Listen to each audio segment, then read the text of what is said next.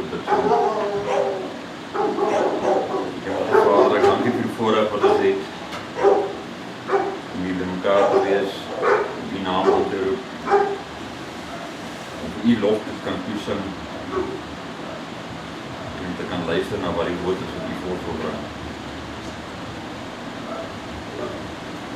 Here, ons is nie hier om te luister na wat ons self vir mekaar wil sê. Ons is nie hier om ons eie wens af te druk op mense nie. Maar ons volgende woord is hier bring. As U berei het die troon kan opneem wat die hemel en in ons kan openbaar. Daarom wil ek vra dat U asseblief gewoon ons woorde sal aanraak, dat ons kan hoor en sien wat dit is wat U voor wil bring, wat U voor wil sê, dat U ons verstand sal aanraak, dat ons dit sal verstaan, en dat U ons monde sal aanraak, dat daai woord ons getuienis kan wees. Heer, ek wil U dank vir die wonderlike reën wat weer vandaag geval het. Ek vir die belofte van 'n baie meer reën wat in die hemel aan. Ek weet U sal hy sluise opdraai, hy vensters opmaak, hy die seëning afval op weer alle wat goed nodig is. Here, lei ons vanaand hier, wat die naam van Christus Jesus, amen.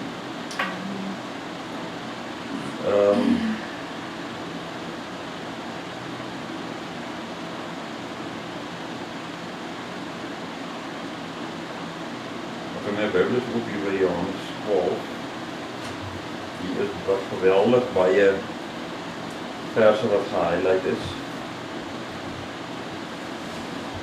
Nou, Johannes 12 gaan oor Maria wat Jesus se voete gesalf het. Nou, ons weet dat Jesus thuis gegaan het by Maria en Martha voor hy Jerusalem binne gegaan het. Vir die Pasga, vir die laaste maaltyd wat hy gehad het saam met sy disippels.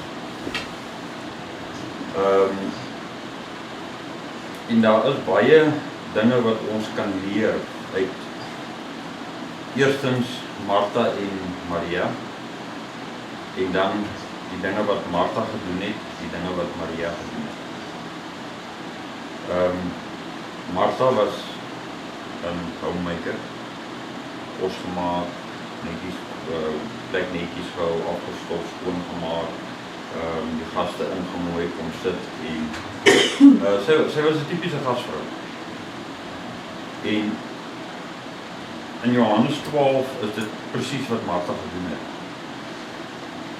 Sy het vir Jesus en die disippels ingemooi, sy het vir hulle gelaat aansit, sy het hulle voete gewas, sy het vir hulle gesê, ek maak vir julle kos, en sy was nie kombuis besig om kos te maak. En terwyl sy kombuis kos maak, is Jesus besig om te leer, om die mense te leer in die vergaderkamer. Ek kan nie sê sitkamer nie, want die sitkamer gehad. Door die vergaderkamer was Jesus besig om mense te leer van die woord van God. En Maria Magdalene het by Jesus se voete gesit. En dit het vir Martha so geïrriteer dat sy na Jesus toe gegaan het en gesê, praat met haar asseblief. Sê vir haar, sy moet hier opstaan en vir my kom help, kos maak. Julle is 'n klomp wat moet eet. Nou, wat leer ons hierso? Ons weet daar is dinge wat belangrik is in die lewe. Ons weet daar is dinge wat belangrik is wat ons moet doen elke dag. En ons weet daar is dinge wat belangrik is waarvan ons moet aandag gee elke dag. Maar wat is ons prioriteite? Vir iemand soos Martha is dit belangrik om te sien na die obvious, die aardse dinge, die wêreldse dinge rondom jou. Sy moet 'n goeie indruk skep, sy moet mense kos gee, sy moet die honger stil van mense. Dis die goed wat vir haar belangrik is. Maar wat van die woord van die Here? Hoe belangrik is dit vir haar? Niemand het vir haar gesê, Martha, nou moet jy gaan kos maak. Dis iets wat sy self besluit het, iets wat sy self wou doen. Sy kon vir dieselfde prys langs Maria gaan sit het, om te luister na die woord wat Jesus bring. Na die leringe wat Jesus vir die mense gee wat rondom hom vergader het. Maar dit was wel belangriker om aandag te gee aan die wêreld, eerder as aan die geestelike. En dit presies waar die mensdom vandag is. Die mensdom vandag, kyk net die Bybel aan, ja, ek die tyd hiervoor het. Ek sal maar later. Ek moet nou winkel toe gaan en ek moet gaan petrol ingooi en ek moet hierdie kant toe ry en ek moet daai ene gaan bel en hier is nog 'n oproep wat inkom, seker nog werk wat ek moet gaan doen. So al hierdie dinge kry voorkeur. En ons maak van onsself Martha's in hierdie wêreld. Want as 'n Martha in hierdie wêreld het ons verskoning. Sorry, ek was te besig, ek kon nie. Daar was nie tyd nie, ek was te moeg na alles wat ek gedoen het, so ek moes gaan slaap. So ek kon nie tyd afknyp om Bybel te lees en te bid, om tyd aan die Here te spandeer, om die Bybelstudie te doen, en al die tipe dinge. En op daai manier raak die geestelikheid weg van ons af. En ons bly in die wêreld. As ons nog gaan kyk na Maria.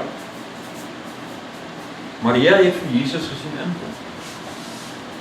Sy het al hierdie mense saam met Jesus gesien inkom, want dit het altyd 'n groot gevolg gehad. Wat wou luister.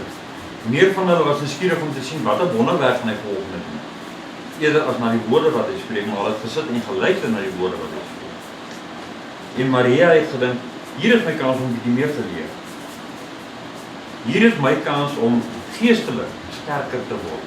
Om geestelik myself voor te berei vir dit wat in die toekoms voorlê vir my. So kom ons spandeer nou hierdie tyd met Jesus, in plaas daarvan om te sien na die aardse dinge. Want die aardse dinge gaan vir my niks beteken nie. As ek môre oormôre voor 'n versoeking kom staan, kan 'n aardse ding vir my niks doen nie.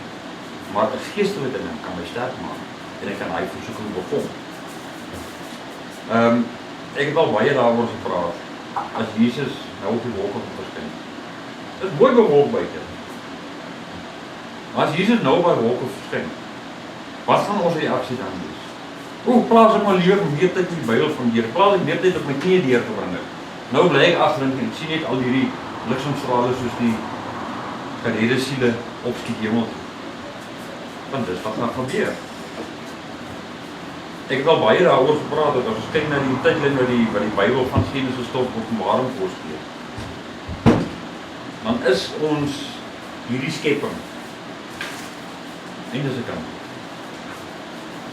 Want in 6 dae het die Here hemel en aarde en alles geskaap en die 7de dag bly gerus. In hierdie selfde Bybel sê die Here ook dat vir hom is 1 dag soos 1000 jaar en 1000 jaar soos 1 dag. En as ons nou daarna gaan kyk, en ons gaan terug na die tyd van Genesis 1 af, tot waar ons vandag staan, dan het daar al min of meer 6000 jaar verby gegaan. In die Here se standaarde 6 dae. Want dis hoe dit vir hom voel. Vir hom is hy in die 6de dag van hierdie skepping. Die mense kan nie vir my sê dat hierdie skepping al miljoene jare bestaan nie. Ja, hulle grawe dinosourusse op en hulle grawe allerlei gebeentes en goeders op en hulle Calvin test en al daai tipe goeders en sê ja, maar dit is hierdie dinosaur bene het 25 miljoen jaar geleef op die aarde. Ja, hy het. Maar hy was nie deel van hierdie skepping nie. Hierdie skepping is anders as daai wat toe geleef het. Die aarde het vergaan. En God het gekom en lewe geskep het nou sê. Maar nog meer 6000 jaar gelede. So ons kan sê ons leef in die skemer van die 6de dag van hierdie skepping. Wat ons naby bring aan die tyd van Jesus wat hy op die wolke moet verskyn. Maar wat se tyd spandeer ons aan die Here om gereed te wees, soos die maagde met die oliedampies. Was 10 van hulle gewees, 5 het ekstra olie gevat, 5 het sonder ekstra olie.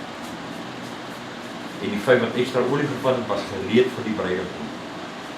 Watter olie dra ons met ons saam? Is ons oliekan vol? Kan ons uit ons oliekan uit ons lampie vol maak dat hy kan opvlam? Of stel ons nie belang in ons olie nie. En dit is wat vir Maria belangrik was. Om haar oliekant vol te maak en die woorde wat Christus spreek. Eerder as om die woorde van Christus nie te hoor nie terwyl sy besig is om vol te maak. As Suster Martha. En dit bring ons terug by ons vandag. Is ons 'n Martha, of is ons 'n Maria? Wil ons aardse goed vergader en mooi maak en gedurig ons besig hou daarmee, of wil ons wees soos Maria wat tyd afknyp van ons besige skedule af, van ons oorvolgde skedule af, om tyd met die Here te spandeer, om onsself skoon en rein voor hom te kry, sodat ons kan gereed wees om Jesus die wil te doen. Die mense kan nie sê dat dit 'n sekere deel van die wêreld van Jesus gesien of net Jan stad nie. Op tegnologie vandag plaas 'n woord wat in Amerika gesê word, binne sekondes reg rondom die hele wêreld.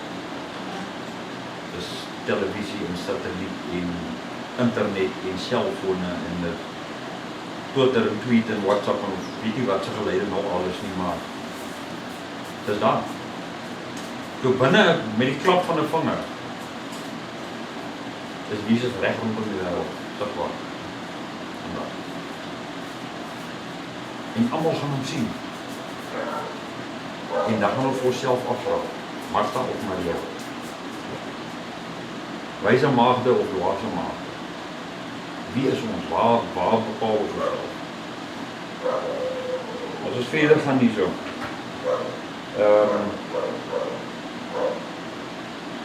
Hier is nog 'n hele ander voorval ook wat almal speel.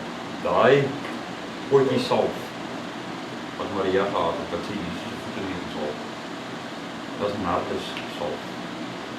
Dat is 'n baie duur salf. Dis soos 'n olie. Nou die saadjie waarvan die narkos saad, dis klink soos 'n rysbroodjie. En jy kan omtrent 100 van hulle nodig om 'n druppel die olie te kry. Maar daai olie ruik geweldig lekker. Dit is baie skerp, geurvolle reuk. So jy daai potjie is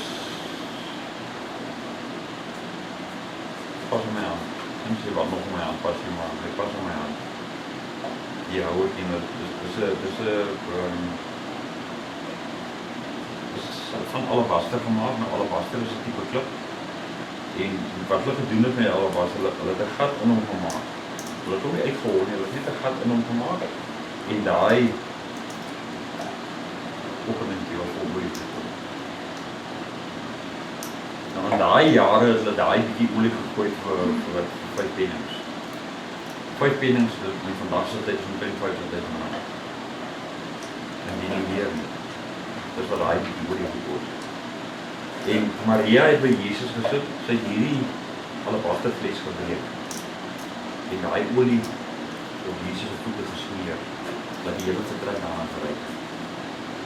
En ons kom terug by Judas, ons het tydjie terug van Judas gesels. Judas, saam met Martha, die wêreldse ding.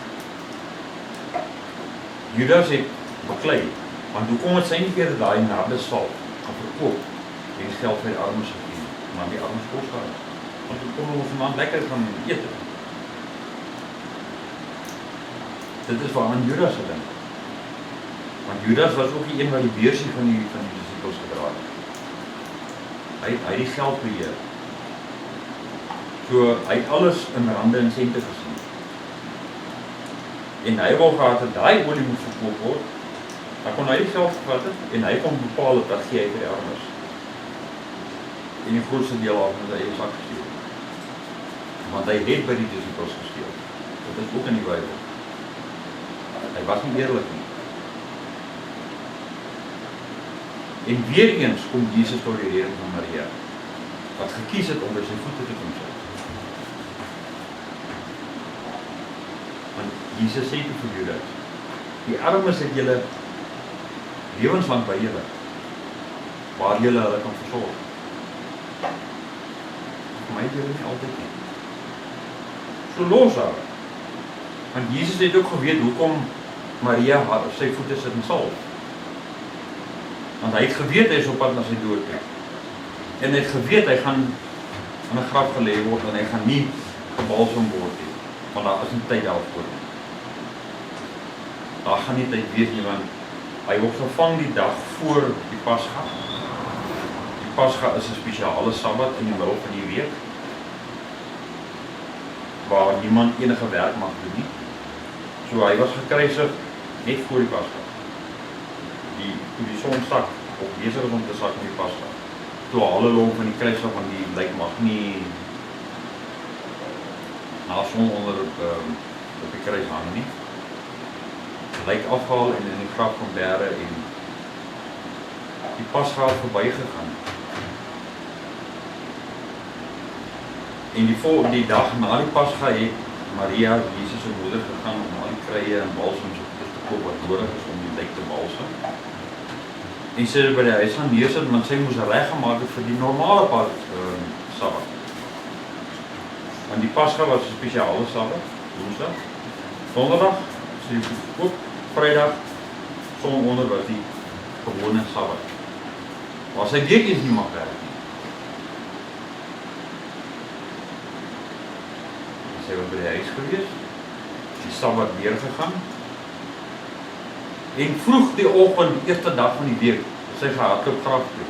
Toe Jesus opgestaan. Sy 3 dae en 3 nagte in die graf het deurgegaan. Jesus het geweet dit gaan gebeur. Dis hoekom hy vir Maria toegelaat het om sy voete te salf met die nardesalf.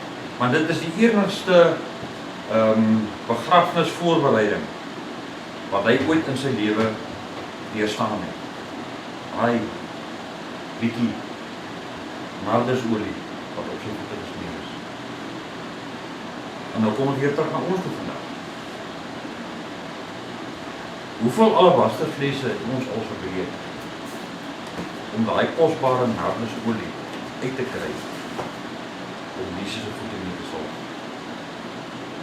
Om ons naaste se voete mee te salf. Om die boemelaar die straat se voete mee te salf. Ek praat nie van die ou wat hom vir sy geld gebruik vir drank en die kant van 'n middel vir kos nie. Want hy weet dit nie verkeerd. Die havelose kinders, die vaderlose kinders, die wese, die weduwees. Hoeveel van daai mense se voete het ons al gesalf met daai bietjie nardesalf? Want dis waar ons vandag is. Want Jesus sê vir ons, weet jy dan nie dat jou liggaam die tempel van die Heilige Gees is? Nie die gebou waarin jy staan 'n preek of waarin jy gaan sit om na 'n preek te luister of waar jy ingaan om te vergader saam met ander sogenaamde Christenmense nie. Dis nie die tempel nie. Hier. Dis die tempel van die Heilige Gees. God lewe nie meer in die tempel nie. Die tempel in Jerusalem was platgeslaan. Toe Jesus gesterf het, daai selfde oomblik, toe Jesus sterf, het God die tempel verlaat. En hy het nog nooit weer teruggekeer so toe nie. Jesus het die Heilige Gees gestuur om in hierdie tempel te word, in daai tempel, daai tempel, daai tempel.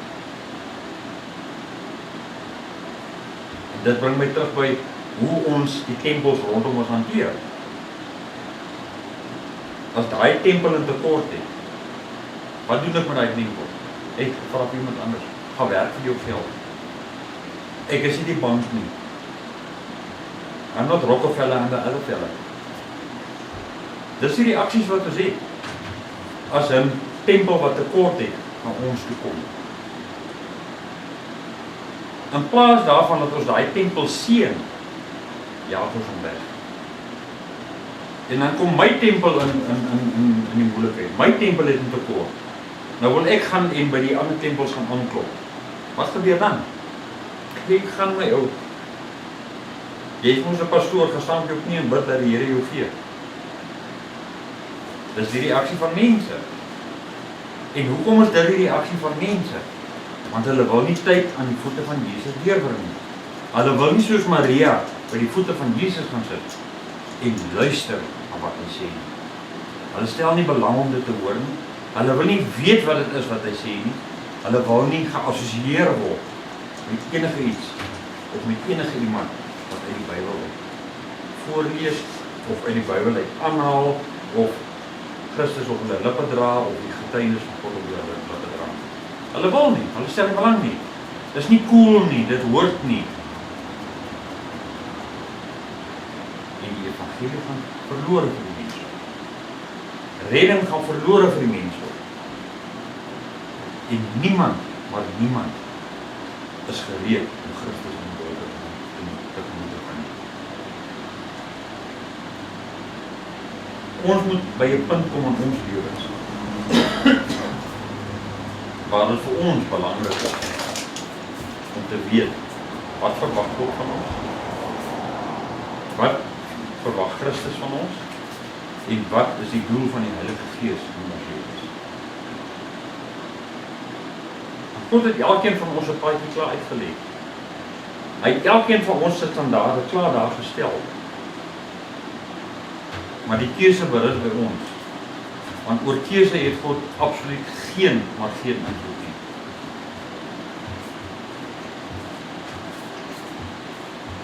My seun het 'n baie goeie gewoonte aangeleer. Wanneer hy 'n keuse moet maak, gaan hy en hy vra vir die Here, asseblief, geef my 'n droom vanaand. As die antwoord ja is, wil ek 'n droom hê van diere. As die antwoord nee is, wil ek 'n nagmerrie hê. En hy neem sy besluite volgens die drome wat hy kry daai nag. En hy was nog nie verkeerd in sy keuses nie. Want enige iets in jou lewe kom jy voor 'n keuse. Daar's altyd 'n keuse. En dit is hoe Satan werk. En dit is ook hoe God werk. Want God gaan by jou kom en vir jou sê, jy kan nie hier goed vat nie want dit word nie aan jou nie. Satan gaan by jou kom en vir jou sê, maar jy kan toch baie doen daarmee, nee. Hy sal nooit vir jou sê, vat dit nie. Hy gaan altyd vir jou so 'n draaikon met 'n vlek in voorhou. Dat dit vir jou onweerstaanbaar raak om dit nie te vat nie. Maar die keuse is by jou as mens. Jy as mens doen die keuse. Jy as mens besluit. En jy as mens is die een wat die gevolge moet dra van jou besluit, van jou keuses wat jy maak. En jy kan niemand blameer nie. Selfs as iemand van jou steel, kan jy nie daai persoon blameer wat gesteel het. Want as jy nie vir die ou gesê het, ek het 'n 9 mm in my kas, maar ek het nie 'n kluis nie. Dan sou hy nie die versoeking gehad het om die 9 mm in die kas te gaan steel nie. Nou as die 9 mm gesteel, nou jy die moeilikheid, want die polisie gaan kom, wys my jou kluis. Nou, jy het die kluis nie. Nou as jy nie kluis nie, wat soek die vuurwapen in jou huis? En as die vuurwapen in jou huis is sonder kluis, hoekom vertel jy vir mense van die ding dat hulle moet weet hy is daar dat hulle gaan steel? Jy is die vader van die verhaal, jy is die moeilikheid. Nou blameer jy daar oor gesteel het. Wat is jou eie keuse gewees om 'n ding in jou huis te gaan sit sonder om dit te beskerm? Dit was jou keuse gewees om vir iemand anders te vertel waar dit is en wat dit is. En nou wil jy terug staan en sê, ja, dit was nie ekie. Iemand anders moet geblameer word nie. Dit bring ons weer terug by Martha en Maria. As daai situasie in Martha en Maria se huis moet afgespeel het, so Martha die een wat gelees het wat sê, en Maria sou die een wat gewees wat sê, ek is skuldig, vergewe my asseblief. Want Maria het gekies om te luister na Jesus, terwyl Martha gekies het om op besig te hou met die dinge van die wêreld. Die dinge van die wêreld vandag is baie erger as wat dit was vandag. Daar gebeur vandag dinge wat daai mense nie eens aan gedink het. Ja, baie van die goed wat ons vandag beleef en wat vandag gedoen word, kom van daai tyd af. Die sondes en die verkeerde goede, kom van daai tyd af, kom van die paradys af. Maar soos die mense, ek is bang om die woord te gebruik, maar ek moet hom seker maar gebruik, soos die mense ge-evolve het, in meer kulture, skepsels, en ek weet, tegnologie, 'n tablet, 'n selfoon, 'n rekenaar, 'n videokamera, is goed wat die mense in Christus nie eens van gedroom het. Ons het dit vandag, so daar het seker maar 'n mate van evolusie plaasgevind, modernisering, wat jy dit ook al wil noem. Maar soos wat die dinge verander, soos wat die dinge meer raak, soos wat die dinge bykom, raak die sondelaste al groter. En as ons tyd by Christus gaan spandeer, verdwyn hy sondelas. Want Christus verlang van ons een ding en een ding alleen.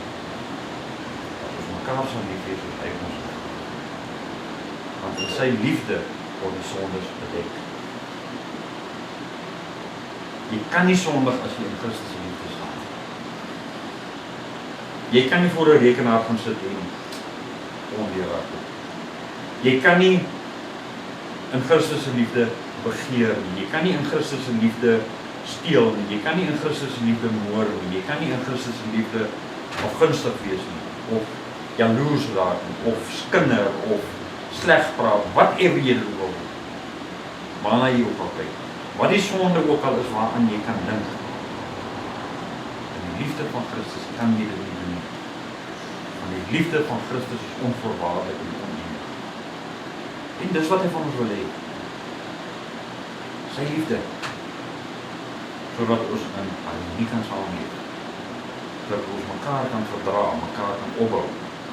En ons kan dit alleenlik gaan leer. As ons soos Maria by die voete van Christus is. Want as ons nie die pad van Maria wil volg nie, dan volg ons die pad van Martha, wat die dinge van die wêreld aanhang. Terwyl die dinge van Christus, soos 'n ryk vrug in sy hand, gereed vir ons om te pluk en om te eet. Ons sal nie doen. Goed wat saam. Hemelse Vader, ek dank U vir hierdie woord wat U vir ons gebring het. Ek dank U vir die openlikheid waarmee U die woord bekend gemaak het aan ons. Die verstaanbaarheid waarmee dit uitgekom het. Here, ek wil vra dat hierdie woord ons getuienis sal wees. Dat ons dit sal gebruik om ander mense te kan oortuig, om saam met ons te kan glo, om saam met ons te kan wandel, en om saam met ons na die beste van hulle vermoëns, die beste van ons te kan dra. Here, ek wil nie vra dat die mense probeer nie, of probeer bly tot mislukking. Ek wil vra dat die mense na die beste van hulle vermoë sal doen. Want as jy die beste van jou vermoë gebruik, dan kan jy nie misluk nie, dan kan jy net leer uit jou foute. Ek plaas soos in daai kategorie as ek my vader. Ek wil vra dat U ons sal lei tot ons volgende bedienings, waar ons weer eens in U woord om by mekaar kom, gaan gesels, gaan luister en gaan leer. Maak ons sterk, lei ons in die liefde van Christus, en geef ons die krag van die Heilige Gees, sodat ons gaan sterk staan aan U. Ek bid in die naam van Christus Jesus.